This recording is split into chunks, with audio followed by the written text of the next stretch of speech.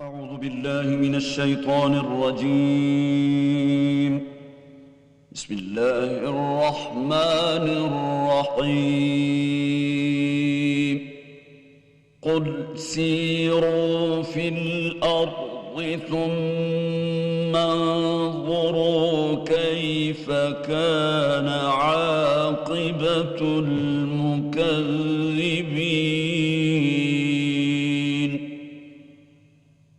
قل لمن ما في السماوات والأرض قل لله كتب على نفسه الرحمة ليجمعنكم إلى يوم القيامة لا ريب فيه. الذين خسروا أنفسهم فهم لا يؤمنون. وله ما سكن في الليل والنهار وهو السميع العليم. قل أغير الله أتخذ وليا فاطر السماوات والأرض وهو يطعم ولا يطعم. قل إني أمرت أن أكون أول من أسلم ولا تكونن من المشركين.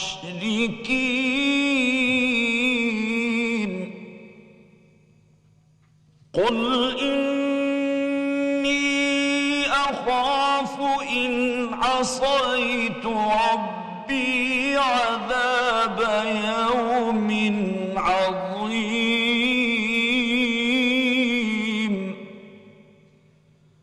من يصرف عنه يومئذ فقد رحمه وذلك الفوز المبين. وإن يمسسك الله بضر فلا كاشف له إلا هو. وإن يمسسك بخير فهو على كل شيء قدير.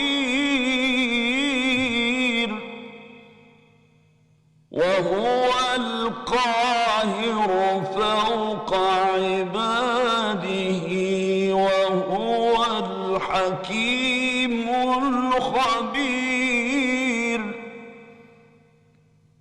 قل أي شيء أكبر شهادة قل الله شهيد بيني وبينكم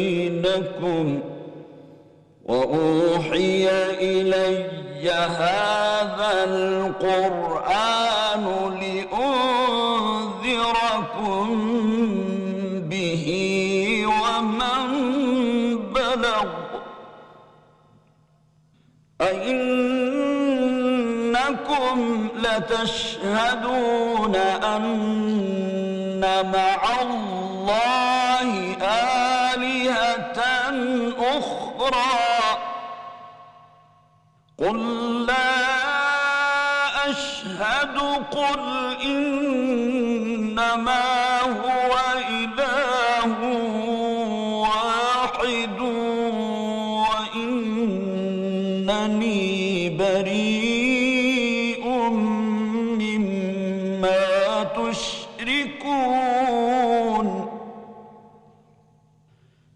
الذين آتيناهم الكتاب يعرفونه كما يعرفون أبناءهم الذين خسروا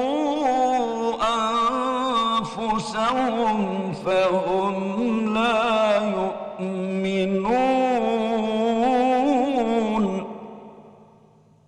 ومن أظلم ممن افترى على الله كذبا أو كذب بآياته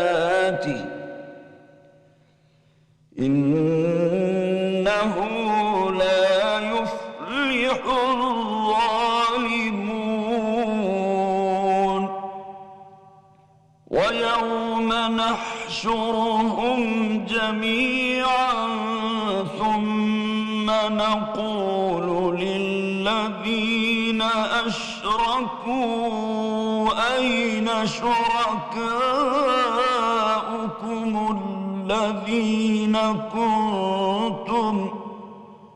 الذين كنتم تزعمون ثم لم تكن فتنتهم إلا أن قالوا والله ربنا ما كنا مشركين صدق اللہ العظیم۔ شروع اللہ کے نام سے جو بڑا مہربان نہایت رحم والا ہے۔ آپ فرما دیجئے ملک میں چلو پھرو، پھر دیکھو کہ جھٹلانے والوں کا کیا انجام ہوا۔ پوچھو کہ آسمان اور زمین میں جو کچھ ہے کس کا ہے؟ کہہ دو اللہ کا۔ بے شک اس نے اپنی ذات پر رحمت کو لازم کر لیا ہے، وہ تم سب کو قیامت کے دن جس میں کچھ شک نہیں ضرور جمع کرے گا۔ جن لوگوں نے اپنے تعین نقصان میں ڈال رکھا ہے وہ ایمان نہیں لاتے، اور جو مخلوق رات اور دن میں بستی ہے سب اسی کی ہے، اور وہ سنتا جانتا ہے۔ کہو کیا میں اللہ کو چھوڑ کر کسی اور کو مددگار بناؤں کہ آسمانوں اور زمین کا پیدا کرنے والا ہے اور وہی کھانا دیتا ہے اور خود کسی سے کھانا نہیں لیتا۔ کہہ دو کہ مجھے یہ حکم ہوا ہے کہ میں سب سے پہلے اسلام لانے والا ہوں، اور یہ کہ تم مشرکوں میں نہ ہونا۔ کہہ دو کہ اگر میں اپنے پروردگار کی نافرمانی کروں تو مجھے بڑے دن کے عذاب کا خوف ہے۔ جس شخص سے اس روز عذاب ٹال دیا گیا اس پر اللہ نے مہربانی فرمائی اور یہ کھلی کامیابی ہے، اور اگر اللہ تم کو کوئی سختی پہنچائے تو اس کے سوا اس کو کوئی دور کرنے والا نہیں، اور اگر نعمت عطا کرے تو وہ ہر چیز پر قادر ہے، اور وہ اپنے بندوں پر غالب ہے اور دانا خبردار ہے۔ ان سے پوچھو کہ سب سے بڑھ کر کس کی شہادت ہے؟ کہہ دو کہ اللہ ہی مجھ میں اور تم میں گواہ ہے، اور یہ قرآن مجھ پر اس لیے اتارا گیا ہے کہ اس کے ذریعے سے تم کو اور جس شخص تک وہ پہنچ سکے آگاہ کر دوں۔ کیا تم لوگ اس بات کی شہادت دیتے ہو کہ اللہ کے ساتھ اور بھی معبود ہیں؟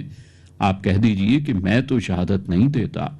آپ فرما دیجئے کہ صرف وہی ایک معبود ہے، اور جن کو تم لوگ شریک بناتے ہو میں ان سے بیزار ہوں۔ جن لوگوں کو ہم نے کتاب دی ہے وہ ان کو اس طرح پہچانتے ہیں جس طرح اپنے بیٹوں کو پہچانا کرتے ہیں۔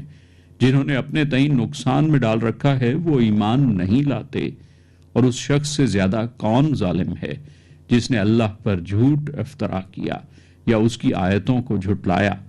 کچھ شک نہیں کہ ظالم لوگ نجات نہیں پائیں گے، اور جس دن ہم سب لوگوں کو جمع کریں گے پھر مشرکوں سے پوچھیں گے کہ وہ تمہارے شریک کہاں ہیں جن کا تمہیں دعویٰ تھا، تو ان سے کچھ عذر نہ بن پڑے گا بجز اس کے کہ کہیں اللہ کی قسم جو ہمارا پروردگار ہے ہم شریک نہیں بناتے تھے۔ وآخر دعوانا ان الحمدللہ رب العالمین۔ سامعین، آج ہم نے پارہ نمبر 7 میں سورہ انعام کی آیات مبارکہ 11 تا 23 کی تلاوت و ترجمہ سننے کی سعادت حاصل کی۔ تلاوت کلام حق کا شرف حاصل کر رہے تھے قاری محمد اقبال۔ دعا ہے کہ اللہ تعالی ہمیں تلاوت قرآن اور اس کی تعلیمات کو سمجھ کر ان پر عمل کرنے کی توفیق عطا فرمائے۔ ہدیہ درود و سلام بحضور سرور کائنات صلی اللہ علیہ وآلہ وسلم۔ اللہم صلی علی محمد، اللہم صلی علی محمد وعلى آلہ وصحبہ وسلم۔ اللہم صلی علی محمد، اللہم صلی علی محمد وعلى آلہ وصحبہ وسلم۔ اللہم صلی علی محمد، اللہم صلی علی محمد وعلى آلہ وصحبہ وسلم۔ ارشاد رب العزت ہوا، سو تم مجھے یاد کیا کرو میں تمہیں یاد کیا کروں گا، اور میرا احسان مانتے رہنا اور ناشکری نہ کرنا۔ الہی حمد سے عاجز ہے یہ سارا جہاں تیرا، الہی حمد سے عاجز ہے یہ سارا جہاں تیرا، جہاں والوں سے کیوں کر ہو سکے ذکر و بیاں تیرا، جہاں والوں سے کیوں کر ہو سکے ذکر و بیاں تیرا، زمین و آسماں کے ذرے ذرے میں تیرے جلوے، زمین و آسماں کے ذرے ذرے میں تیرے جلوے، نگاہوں نے جدھر دیکھا نظر آیا نشاں تیرا، نگاہوں نے جدھر دیکھا نظر آیا نشاں تیرا، ٹھکانہ ہر جگہ تیرا سمجھتے ہیں جہاں والے، ٹھکانہ ہر جگہ تیرا سمجھتے ہیں جہاں والے، سمجھ میں آ نہیں سکتا ٹھکانہ ہے کہاں تیرا، سمجھ میں آ نہیں سکتا ٹھکانہ ہے کہاں تیرا، جہان رنگ و بو کی وسعتوں کا رازداں تو ہے، جہان رنگ و بو کی وسعتوں کا رازداں تو نہ کوئی ہم سفر تیرا نہ کوئی کارواں تیرا، نہ کوئی ہم سفر تیرا نہ کوئی کارواں تیرا، الہی حمد سے عاجز ہے یہ سارا جہاں تیرا۔ حمد باری تعالی سامعین ابھی ہم سننے کی سعادت حاصل کر رہے تھے۔ یہ حمدیہ کلام محمد علی ظہوری کا تھا۔ کلہائے عقیدت پیش کر رہے تھے محمد صدیق اسماعیل۔ درس حدیث، آئیے سامعین تقاریر کا سلسلہ سنتے ہیں جس میں آج ہم طاہر حسن یوسفی کی گفتگو سن رہے ہیں۔ نحمدہ ونصلی ونسلم علی رسولہ الکریم وآلہ الطیبین ازواجہ الطاہرین اصحاب الحادئین ومعارضین، اما بعد، فاعوذ باللہ من الشیطان الرجیم، بسم اللہ الرحمن الرحیم۔ صحیح بخاری شریف کتاب الصوم میں حضرت سیدنا ابو ہریرہ رضی اللہ تعالی عنہ ورضوا عنہ وارضوا عنہ سے روایت ہے کہ رسول اللہ خاتم الانبیاء والمرسلین صلی اللہ علیہ وآلہ وسلم نے ارشاد فرمایا، روزہ ڈھال ہے، اس لیے روزے دار نہ بری بات کرے اور نہ ہی جہالت کی بات کرے۔ اگر کوئی شخص اس سے گالی گلوچ کرے تو اسے کہہ دینا چاہیے میں روزے دار ہوں، اور یہ کلمات 2 بار کہہ دے، قسم ہے اس ذات کی جس کے قبضہ میں میری جان ہے کہ روزہ دار کے منہ کی بو اللہ تبارک و تعالیٰ کے نزدیک مشک کی خوشبو سے بہتر ہے۔ روزے دار کھانے پینے اور اپنی مرغوب چیزوں کو میری خاطر چھوڑ دیتا ہے تو میں اس کا بدلہ دیتا ہوں اور اس کی نیکی 10 گنا ہو جاتی ہے۔ سامعین کرام، روزے کا ڈھال ہونے کا یہ مطلب ہے کہ روزہ انسان کو برائیوں سے بچانے والی ڈھال ہے۔ جس طرح دشمن کا وار ڈھال پہ روکا جاتا ہے، اسی طرح برائیوں کا کوئی موقع پیدا ہونے پر اگر ایک شخص یہ خیال کر کے کہ وہ روزے سے ہے اس برائی سے بچ سکتا ہے تو اس کا روزہ اس کی برائی کے مقابلے میں ڈھال کی مانند ہے۔ اس ڈھال کی مدد کرنے اور اس کو مضبوط بنانے کا طریقہ یہ ہے کہ آدمی خود بد کلامی نہ کرے، خود کسی کو برا نہ کہے، خود کسی سے نہ لڑے۔ یہ ڈھال کی پہلی مدد ہے۔ اس کی دوسری مدد یہ ہے کہ کوئی شخص اس سے لڑنے کے لیے آئے تو کہے میں روزے سے ہوں، اور اگر تم گالی دو گے تو میں گالی نہیں دوں گا۔ اس کے بعد یہ ڈھال اس قدر مضبوط ہو جاتی ہے کہ آدمی کو ہر برائی سے بچا سکتی ہے۔ اس کے بعد یہ ڈھال اس قدر مضبوط ہو جاتی ہے کہ آدمی کو ہر برائی سے بچا سکتی ہے۔ روزے سے متعلق اللہ تبارک و تعالیٰ کا یہ ارشاد ہے کہ وہ میرے لیے ہے اور میں اس کی جزا دوں گا۔ یاد رہے کہ اس فرمان کا یہ مطلب نہیں ہے کہ باقی نیکیاں اللہ تبارک و تعالیٰ کے لیے نہیں ہیں اور اللہ تبارک و تعالیٰ ان باقی نیکیوں کا اجر نہیں دے گا، بلکہ اس کا مطلب یہ ہے کہ اللہ تبارک و تعالیٰ کے ارشاد کے مطابق روزہ اس کے لیے خاص ہے اور وہ اس کی جتنی چاہے گا جزا دے گا، بلکہ ایک قرات کے مطابق انا اجزا بھی کے الفاظ ملتے ہیں، یعنی جن کا مطلب یہ ہے کہ میں ہی روزے کی جزا ہوں۔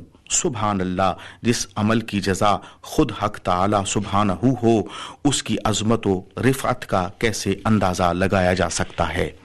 روزہ ایک عظیم عبادت ہے جس سے پوری قوم کے اندر اللہ تبارک و تعالیٰ کی طرف رجوع کا ایک ایسا ماحول پیدا ہو جاتا ہے جو سال کے دوسرے دنوں میں نہیں ہوتا۔ اہل زہد و تقویٰ کے ہاں حواس خمسہ کو قابو کرنے کے لیے روزہ ایک مجرب اکسیر کا کام کرتا ہے۔ احادیث صحیحہ سے ثابت ہے کہ رمضان المبارک میں شیاطین جکڑ دیے جاتے ہیں، اس لیے بہت سے ایسے گناہ جو انسان شیطان کے وسوسوں کے باعث باقی ایام میں کرتا ہے، روزے کی حالت میں اس سے محفوظ رہتا ہے۔ یعنی اس سے یہ بات بھی ثابت ہوئی کہ روزہ اہل ایمان اور شیاطین کے درمیان بھی ڈھال کا کام کرتا ہے اور مسلمانوں کو شیاطین کے حملوں اور وسوسوں سے محفوظ رکھتا ہے۔ جب ایک بندہ مومن روزہ کی حالت میں خود کو بدگوئی، بد نگاہی، بد کلامی، بد مزاجی اور بد اعمالیوں سے بچاتا چلا جاتا ہے، کھانے پینے اور بہت سے دیگر کاموں سے خود کو روکتا رہتا ہے، تو وہ اللہ تبارک و تعالی اور اس کے رسول کریم ختم الانبیاء والمرسلین صلی اللہ علیہ وآلہ وسلم کے قریب ہوتا جاتا ہے، اور اللہ تبارک و تعالیٰ کی بارگاہ میں ایسا مقبول ہو جاتا ہے کہ اس کے منہ کی بو بھی حق تبارک و تعالیٰ کی بارگاہ میں مشک اور عنبر سے زیادہ پسندیدہ ہو جاتی ہے، اور وہ اپنی رحمت سے اپنے بندے کے نیک اعمال کے اجر و ثواب کو 10 گنا یا 70 گنا یا 700 گنا یا اس سے بھی بڑھ کر اپنی شان کے شایاں بڑھا دیتا ہے۔ روزہ ایک ایسی بہترین عبادت ہے جو انسان کے گناہوں کو بھی کھا جاتی ہے اور بہت سی مہلک بیماریوں کو بھی، یعنی اگر یوں کہا جائے کہ روزہ روحانی و جسمانی دونوں قسم کی بیماریوں کا بہترین علاج ہے تو حق بجانب ہوگا، لیکن نہ جانے کیوں پھر بھی ہم اس عظیم نعمت سے فائدہ اٹھانے کے لیے کوشش نہیں کرتے۔ اس حدیث پاک میں ایک اور قابل غور بات ہے، اور وہ یہ کہ رسول خدا سرور عالم صلی اللہ علیہ وآلہ وسلم خود اپنے روزے دار امتی کو یہ حکم ارشاد فرما رہے ہیں کہ روزے کی حالت میں نہ کوئی بری بات کرو اور نہ ہی منہ سے کوئی جہالت کی بات نکالو۔ یاد رہے، جہالت کی باتوں میں جھوٹ بولنا، کسی کی بدخوئی کرنا، الزام تراشی کرنا، لغف کلام کرنا، کسی کی عیب جوئی کرنا، بد تہذیبی و بدتمیزی کرنا اور بالخصوص کسی کی دل آزاری کرنا جیسے کبھی اعمال شامل ہیں۔ اگر ہم سب اپنی اپنی جگہ ان کبھی اعمال سے خود کو بچا لیں یا کم از کم بچانے کی کوشش ہی کر لیں تو پورا اسلامی معاشرہ اپنی آب و تاب کے ساتھ اقوام عالم پہ غالب آ جائے گا، اور اسلامی معاشرہ کا وہ روب و دبدبا جو حضرت امیر المومنین سیدنا عمر فاروق اعظم رضی اللہ تعالی عنہ کے زمانے میں قائم تھا، اس کا عکس ایک مرتبہ پھر ظاہر ہو جائے گا۔ اللہ تبارک و تعالیٰ کی بارگاہ میں التجا ہے کہ ہمیں رسول کریم صلی اللہ علیہ وآلہ وسلم کی سنت مبارکہ اور احادیث مبارکہ پہ دل و جان سے عمل کرنے کی توفیق رفیق عطا فرمائے، اور مکمل خشوع و خضوع کے ساتھ رمضان المبارک کے تمام روزے رکھنے کی توفیق رفیق عطا فرمائے، آمین بجاہ نبی و آلہ و صحبہ الکریم۔ درس حدیث تقاریر کا سلسلہ سامعین ابھی ہم سن رہے تھے، جس میں آج ہم نے طاہر حسن یوسفی کی گفتگو سنی۔ حق راستے تیرے قدم یا مصطفیٰ خیر الامم، حق راستے تیرے قدم یا مصطفیٰ خیر الامم، سب منزلیں تجھ میں بہم، یا مصطفیٰ خیر الامم، سب منزلیں تجھ میں بہم، یا مصطفیٰ خیر الامم، حق راستے تیرے قدم۔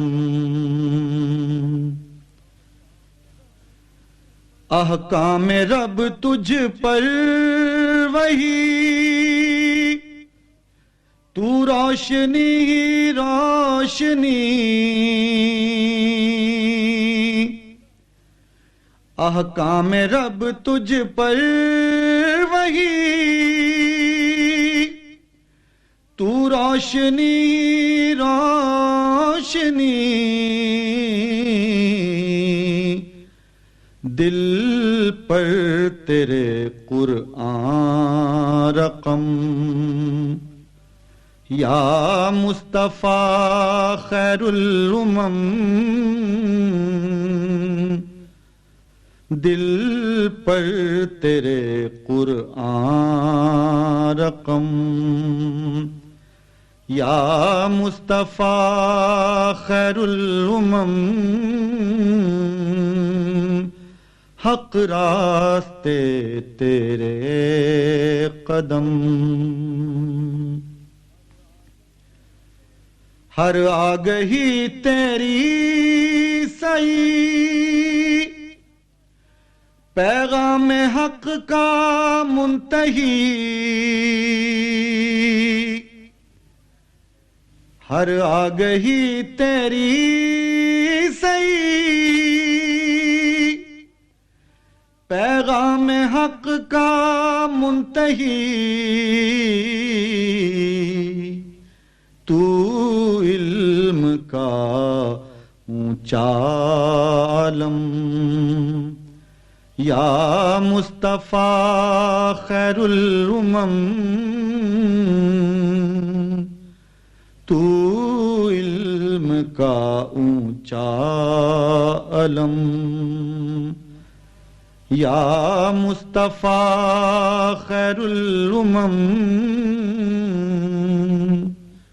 حق راستے تیرے قدم اتوار تیرے آفری اقدار تیری دل نشین اتوار تیرے آفری اقدار تیری دل نشین تجھ سے ہے امت کا بھرم یا مصطفیٰ خیر الامم تجھ سے ہے امت کا بھرم یا مصطفیٰ خیر الامم حق راستے تیرے قدم اے رہرو خلد بری تو رحمت للعالمین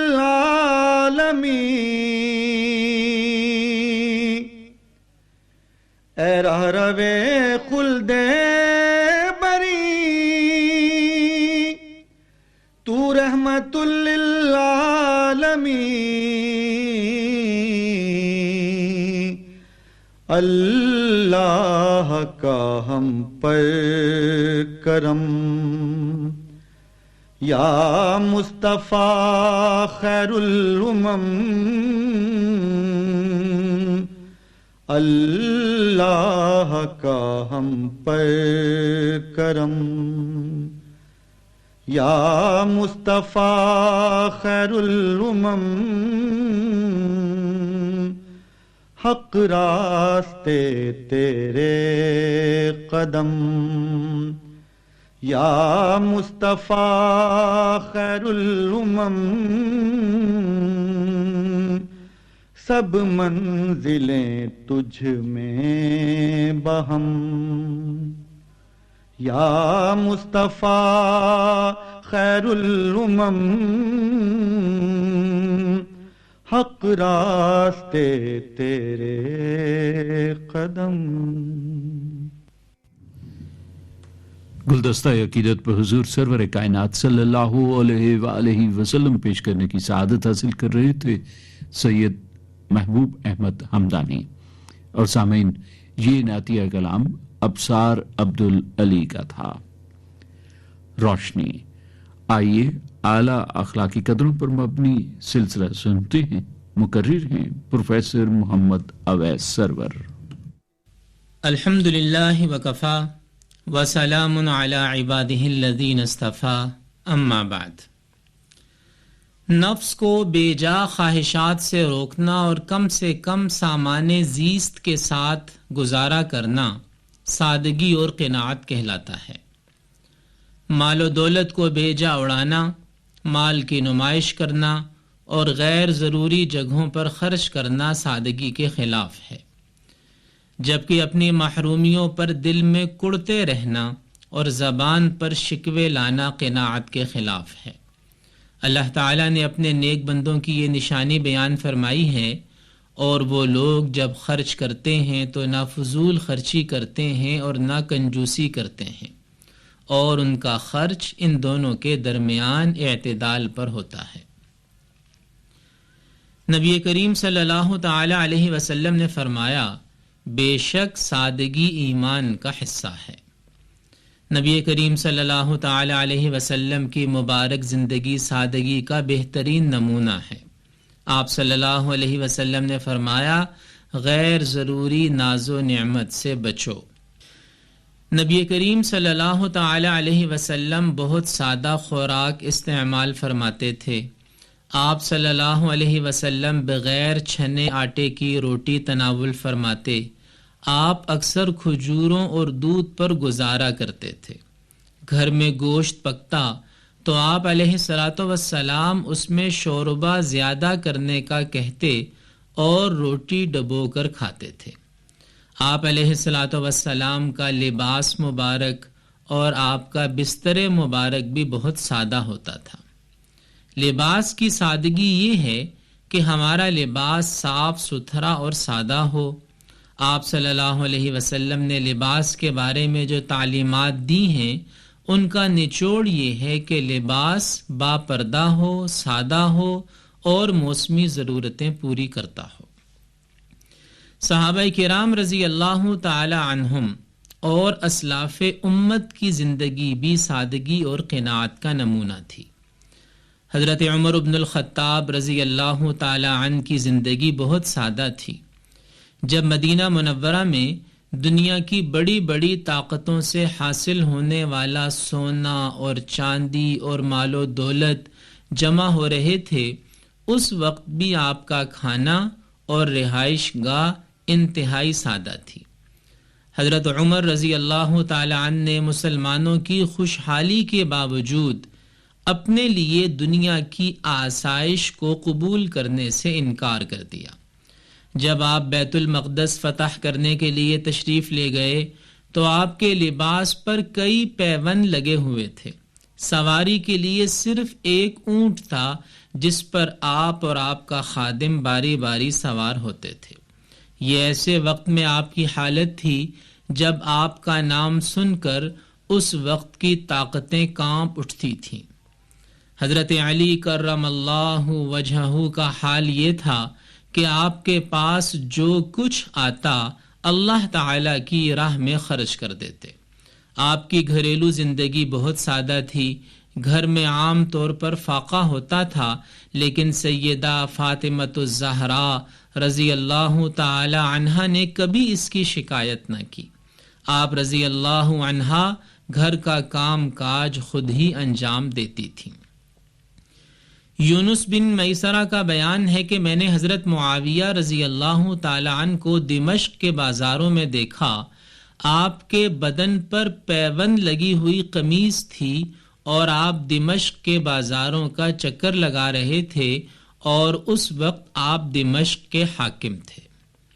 سادگی، قناعت اور میانہ روی اختیار کرنے والا انسان کبھی محتاج نہیں ہوتا۔ اسی لیے حضور صلی اللہ تعالی علیہ وسلم نے قناعت کو معیشت کی آدھی روح قرار دیا ہے، اور سادہ طرز زندگی ایمان کی علامت ہے۔ بے جا نمود و نمائش کے لیے غیر ضروری اخراجات کرنا فضول خرچی کے زمرے میں آتا ہے، اور قرآن مجید نے فضول خرچی کرنے والوں کو شیطان کا بھائی قرار دیا ہے۔ ہمیں یہ بھی یاد رکھنا چاہیے کہ ضرورت کی جگہوں پر ضرورت کے مطابق خرچ کرنا ضروری ہے، یہ سادگی کے خلاف نہیں ہے۔ اگر کوئی شخص ضرورت کی جگہ پر بھی خرچ نہ کرے تو یہ بھی اللہ تعالیٰ کو پسند نہیں ہے۔ قناعت اور سادگی اختیار کرنے والا انسان ان نعمتوں پر نظر رکھتا ہے جو اس کے پاس موجود ہیں، وہ ان چیزوں کی وجہ سے اپنے آپ کو اداس نہیں کرتا جو اس کے پاس موجود نہیں ہیں۔ حضور صلی اللہ علیہ وسلم نے یہ ترغیب دی کہ دنیا کے معاملے میں اپنے سے نیچے والوں کو دیکھو، اس سے شکر کی توفیق ملے گی، اور دین کے معاملے میں اپنے سے اوپر والوں کو دیکھو، اس سے مزید نیک عمل کا شوق پیدا ہوگا۔ اللہ پاک ہمیں ان باتوں کو سمجھ کر ان پر عمل کرنے کی توفیق عطا فرمائے۔ وآخر دعوانا ان الحمدللہ رب العالمین۔ روشنی اعلیٰ اخلاقی قدروں پر مبنی سلسلہ سامعین ابھی ہم سن رہے تھے، جس میں آج ہم نے پروفیسر محمد اویس سرور کی گفتگو سنی۔ نبی کریم صلی اللہ علیہ وآلہ وسلم نے ارشاد فرمایا، تم میں سب سے بہتر وہ ہے جو اپنے گھر والوں سے اچھا سلوک کرتا ہے اور اپنے اہل و عیال کا بہت خیال رکھتا ہے۔ حضور ایسا کوئی انتظام ہو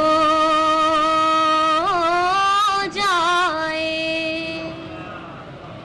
حضور ایسا کوئی انتظام ہو جائے، سلام کے لیے حاضر غلام ہو جائے، سلام کے لیے حاضر غلام ہو جائے، حضور ایسا کوئی انتظام ہو جائے، میں صرف دیکھ لوں ایک بار صبح طیبہ کو، میں صرف دیکھ لوں ایک بار صبح طیبہ کو، بلا سے پھر میری دنیا میں شام ہو جائے، بلا سے پھر میری دنیا میں شام ہو جائے، حضور ایسا کوئی انتظام ہو جائے، تجلیات سے بھر لوں میں اپنا کاسہ جام، تجلیات سے بھر لوں میں اپنا کاسہ جام، کبھی جو ان کی گلی میں قیام ہو جائے، کبھی جو ان کی گلی میں قیام ہو جائے، حضور ایسا کوئی انتظام ہو جائے، سلام کے لیے حاضر غلام ہو جائے۔ کلہائے عقیدت پر حضور سرور کونین صلی اللہ علیہ وآلہ وسلم پیش کرنے کی سعادت حاصل کر رہی تھی آنسہ اقصی۔ آپ نے پوچھا ہے آئیے سلسلہ سنتے ہیں جس میں آپ کے دینی اور سماجی مسائل کے حوالے سے پوچھے گئے سوالات کے جوابات قرآن و سنت کی روشنی میں دے رہے ہیں ڈاکٹر سہیل حسن۔ بسم اللہ الرحمن الرحیم، الحمد للہ رب العالمین، والصلاة والسلام علی سید المرسلین وعلی آلہ وصحبہ اجمعین۔ ہمارے آج کے پروگرام میں ہمیں پہلا خط ملا ہے سرگودا سے مہردین صاحب کا۔ وہ یہ پوچھتے ہیں کہ پراپرٹی کا کرایہ آنے پر اجرت کی زکوٰۃ کا مالی سال شروع ہوگا یا معاہدے کے دن سے شروع ہوگا؟ اس کے جواب میں عرض یہ ہے کہ پراپرٹی کے کرائے کی زکوٰۃ کا مالی سال کرائے کے معاہدے ہونے سے ہی شروع ہو جائے گا، یعنی اس کے ہم مالی سال کا نہیں بلکہ جو معاہدہ ہوا ہے اس سے شروع کریں گے۔ دوسرا خط آیا ہے سیالکوٹ سے شاہ احمد الدین صاحب کا۔ وہ یہ کہتے ہیں کہ پانی والے ایئر کولر کے سامنے بیٹھ کر روزے کی حالت میں سانس لینے کا کیا حکم ہے؟ کیونکہ اس کولر میں پانی ڈالا جاتا ہے تبھی اس میں ہوا ٹھنڈی آتی ہے۔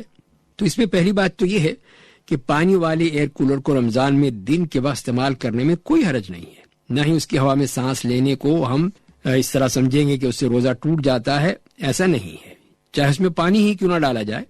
اگر فرض کر لیا جائے کہ بسا اوقات پانی کے قطرے ہوا کے ساتھ آ جاتے ہیں تو وہ ہوا ہی میں ریزہ ریزہ ہو جاتے ہیں۔ اس طرح منہ یا ناک میں پانی کے بخارات یا قطرے نہیں پہنچتے اور نہ ہی اس میں کچھ روزے دار کے پیٹ تک پہنچتا ہے، اور ہوا کو ناک کے ذریعے کھینچنا جائز چیز ہے، اس میں کوئی حرج نہیں ہے۔ اور ایئر کولر کی ہوا میں اگر کوئی خوشبودار دھواں بھی جیسی کوئی چیز نہیں ہوتی، نہ ہی ایئر کولر میں ڈالے گئے پانی کی ہوا میں ذرات باقی رہتے ہیں، اور خاص طور پر ایسی صورت میں جب ایئر کولر قدرے فاصلے پر ہو، انسان ہوا دینے والی جگہ کے سامنے بھی نہ ہو، تاہم اگر ایسا ہو بھی گیا کہ روزے دار ایئر کولر کے بہت قریب تھا اور اس کے منہ میں پانی کا کوئی چھینٹا یا قطرہ آ گیا، اسے فوراً تھوک دے، نکال دے اپنے منہ سے۔ دوسری بات یہ ہے کہ ایسا ہو سکتا ہے کہ انسان ایئر کولر کے چلنے کے دوران پیاس کی شدت کم محسوس کرے، بالکل ایسے ہی ہے جیسے روزے دار ٹھنڈے موسم میں پیاس کی شدت کم محسوس کرتا ہے، اس لیے اس کے روزے پر کوئی منفی اثر نہیں ہوگا۔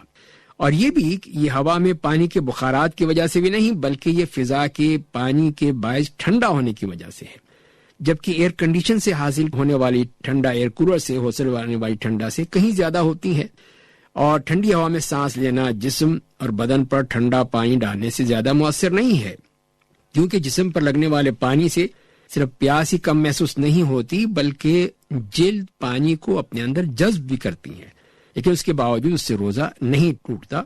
جیسے کہ ہم دیکھتے ہیں کہ امام بخاری رحمہ اللہ نے باب قائم کیا ہے اپنی کتاب میں روزے دار کے غسل کرنے کے بارے میں، اور اس میں سیدنا ابن عمر رضی اللہ تعالی عنہما نے روزے کی حالت میں اپنا کپڑا گیلا کر کے اپنے اوپر ڈال لیا۔ اس طرح امام شعبی رحمہ اللہ نے روزے کی حالت میں حمام میں غسل کے لیے گئے۔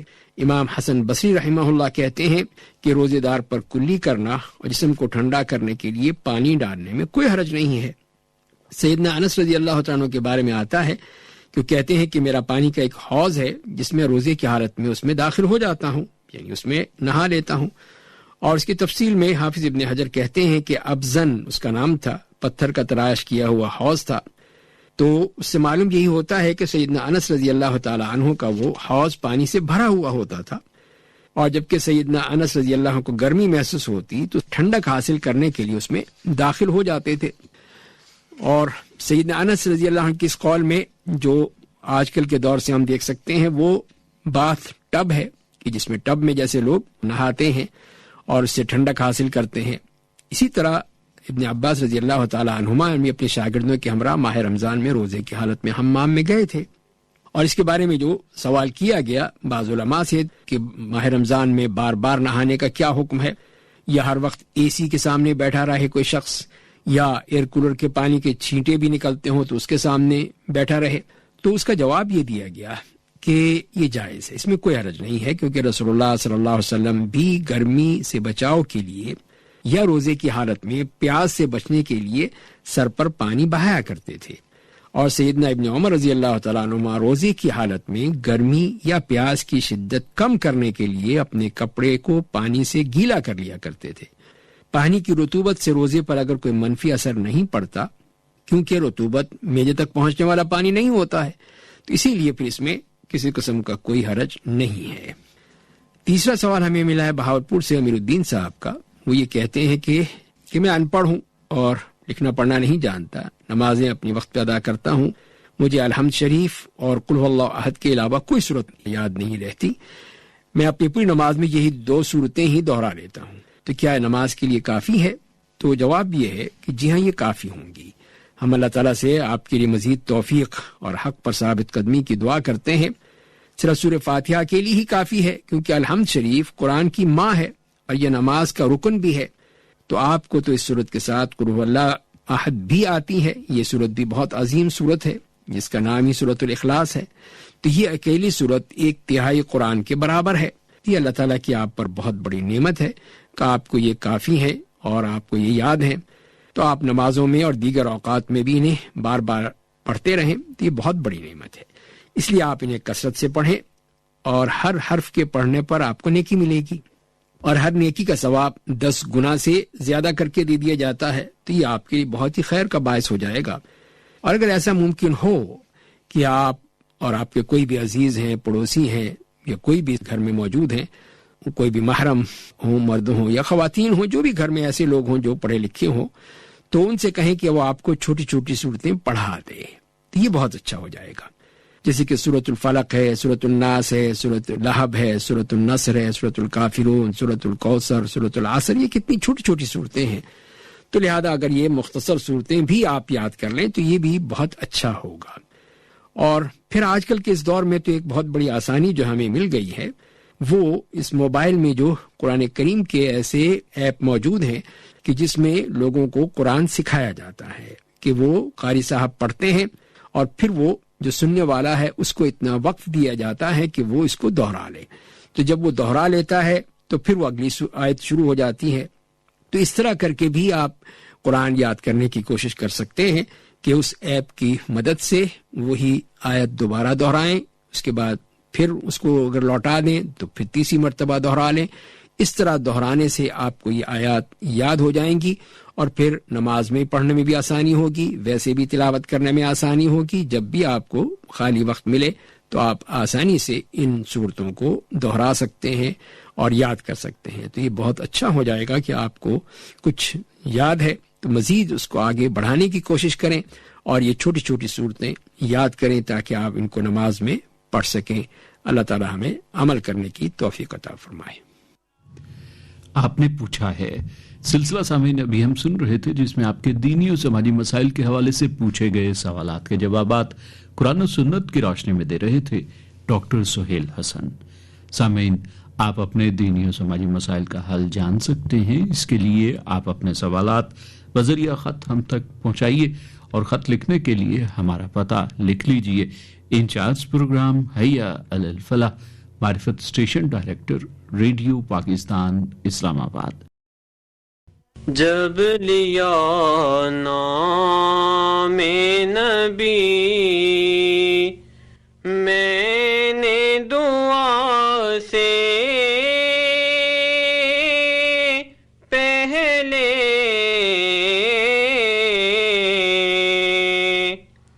میری آواز وہاں پہنچی صبا سے پہلے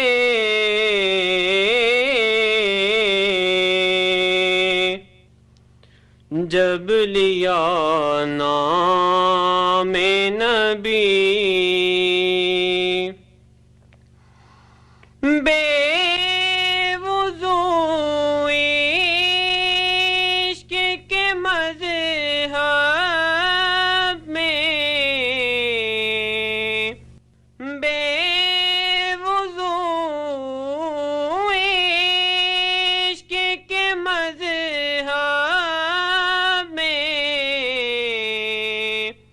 عبادت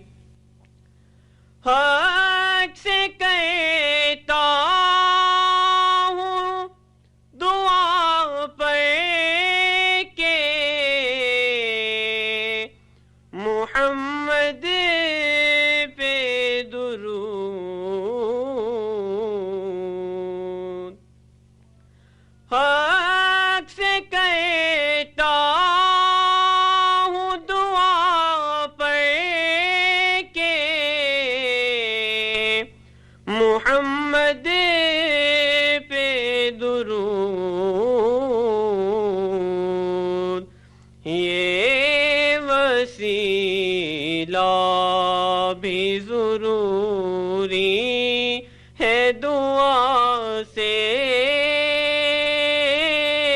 پہلے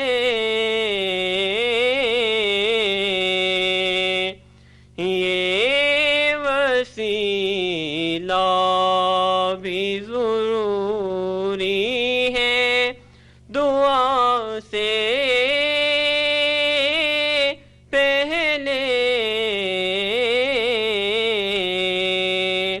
جب لیا نام نبی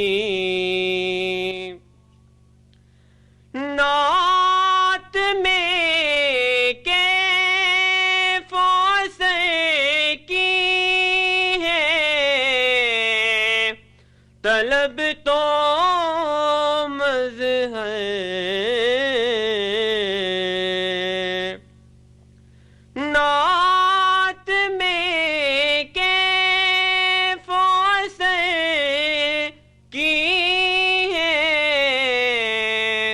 طلب تو مظہر مانگ لے سوز در شاہ خدا سے پہلے مانگ لے سوز در شاہ خدا سے پہلے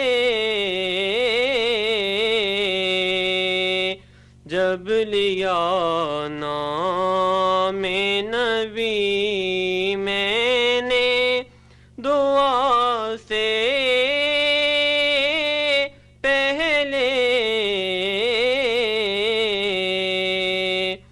میری آواز وہاں پہنچی صبا سے پہلے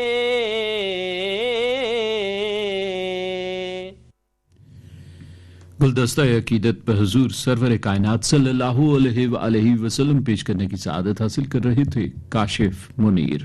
یہ نعتیہ کلام حافظ مظہر الدین کا تھا. قرآن حکیم اور ہماری زندگی. آئیے سامعین سلسلہ سنتے ہیں جس میں آج ہم سورہ انفال کی آیات مبارکہ 72 اور 73 میں بیان مضامین کے حوالے سے مفتی طاہر محمود کی گفتگو سن رہے ہیں. اعوذ باللہ من الشیطان الرجیم بسم اللہ الرحمن الرحیم ان الذين آمنوا وهاجروا وجاهدوا بأموالهم وأنفسهم في سبيل الله والذين آووا ونصروا أولئك بعضهم أولياء بعض والذين آمنوا ولم يهاجروا ما لكم من ولايتهم من شيء حتى يهاجروا وإن استنصروكم في الدين فعليكم النصر إلا على قوم بينكم وبينهم ميثاق والله بما تعملون بصير والذين كفروا بعضهم أولياء بعض إلا تفعلوه تكن فتنة في الأرض وفساد كبير صدق الله مولانا العظيم. آیتوں کے ترجمے سے پہلے چند الفاظ کے معنی سماعت فرمائیں. آواو انہوں نے ٹھکانہ دیا، انہوں نے آباد کیا. استنصروکم وہ تم سے مدد مانگتے ہیں. الا تفعلوا اگر تم نے ایسا نہ کیا.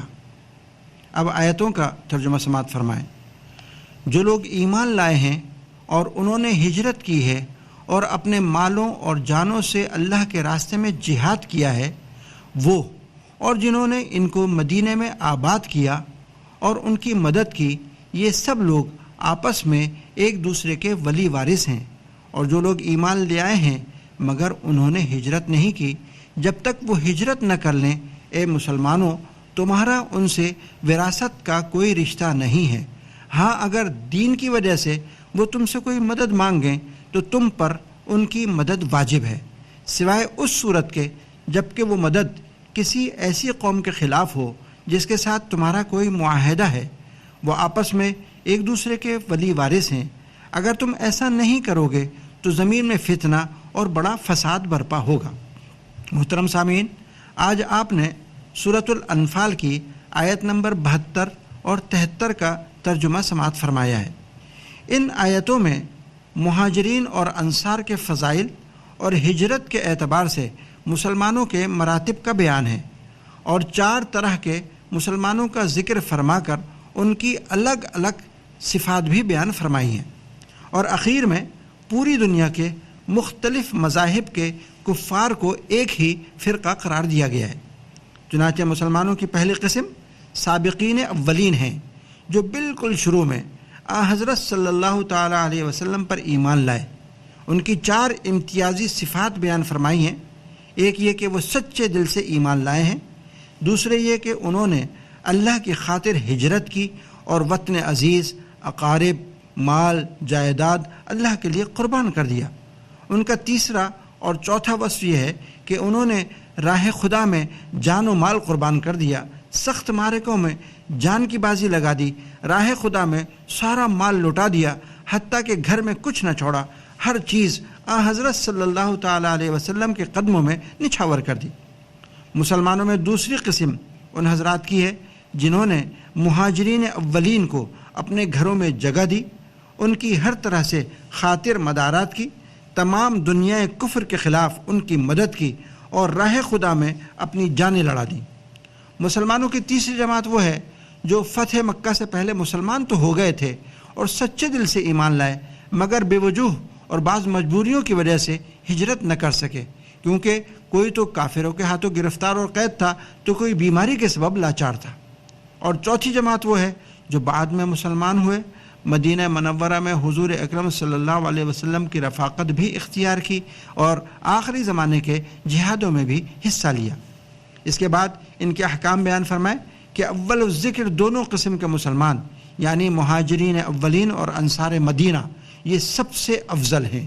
یہ ایک دوسرے کے رفیق، دوست اور ولی وارث ہیں، دین و ایمان میں ایک دوسرے کے ساتھی ہیں، بلکہ میراث میں بھی ایک دوسرے کے حصے دار ہیں.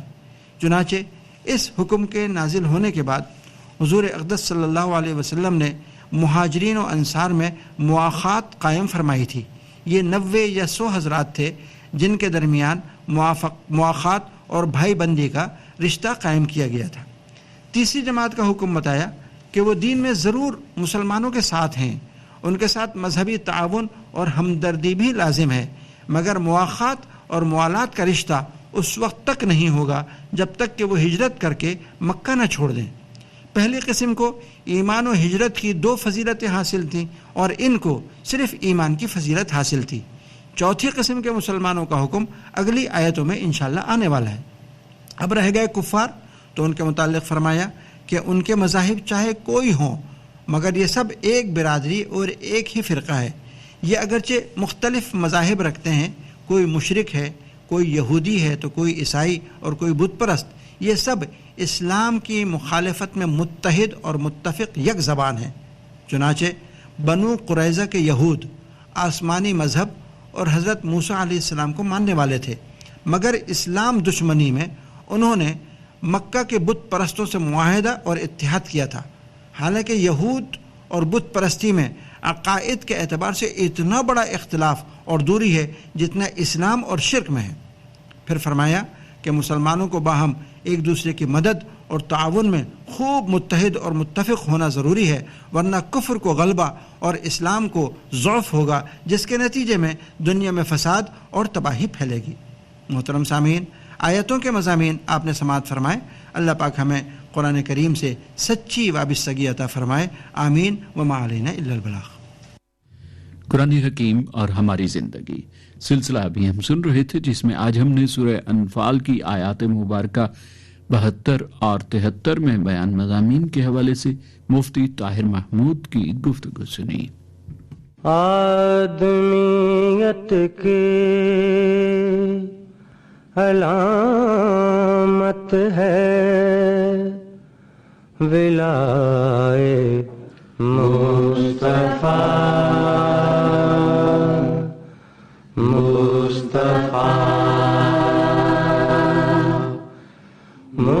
مصطفیٰ مصطفیٰ مصطفیٰ دل کے لیے دل ہے برائے مصطفیٰ مصطفیٰ مصطفیٰ مصطفیٰ ہے رضائے مصطفیٰ میں رب کعبہ کی رضا رب کعبہ کی رضا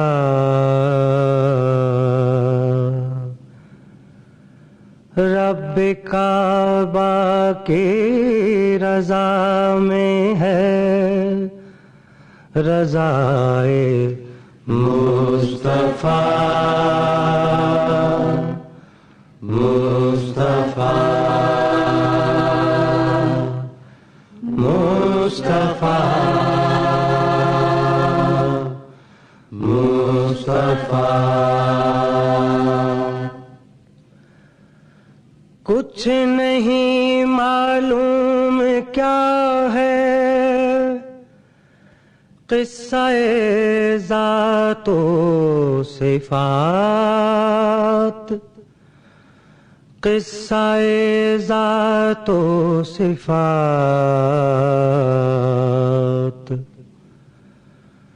تجھ پہ ہم ایمان لائے اے خدائے مصطفیٰ مصطفیٰ مصطفیٰ مصطفیٰ شکل انسانی میں قرآن مجسم آپ ہیں قرآن مجسم آپ ہیں شرح فرمان خدا ہے ہر ادائے مصطفیٰ ہدیہ نعت بحضور سرور کائنات صلی اللہ علیہ وآلہ وسلم پیش کرنے کی سعادت حاصل کر رہے تھے مہدی حسن اور ہم نوا۔ یہ نعتیہ کلام مولانا کوثر نیازی کا تھا۔ آئیے سامعین پروگرام کے آخری گزرتے لمحات میں دعا کیجئے، دعا دیجئے اور دعا لیجئے۔ بسم اللہ الرحمن الرحیم۔ اے اللہ، اے پاک پروردگار، سب تعریفیں تیرے لیے ہیں، تو مالک الملک ہے، ہم تجھ پر ایمان لاتے ہیں اور تیرے سارے انبیاء کرام اور رسول کو برحق مانتے ہیں۔ تو ہمیں ہدایت کا نور عطا فرما اور ہمیں فلاح و سعادت سے ہمکنار فرما۔ اے ہمارے رب، ہم نے تیرے حکم کو سنا، ہم تیری اطاعت کرتے ہیں اور تجھ سے بخشش کے طلبگار ہیں۔ اے پاک پروردگار، ہمیں توفیق عطا فرما کہ ہم تیری نعمتوں کا شکر ادا کریں اور ایسے نیک اعمال کریں جو تیری رضا جوئی کا باعث ہوں، اور تو اپنے خصوصی فضل و کرم سے ہمیں اپنے نیک بندوں میں شامل فرما۔ اے ہمارے پالنے والے، ہمارا بھروسہ تجھ پر ہے، تو عزت و عافیت کا مالک ہے۔ ہم تجھ سے دعا کرتے ہیں کہ تو ہمیں عزت بھی عطا کر اور عافیت بھی نصیب فرما۔ اے اللہ، تو ہماری دعاؤں کو قبول فرما۔ ربنا تقبل منا انك انت السميع العليم وصلى الله على النبي الكريم۔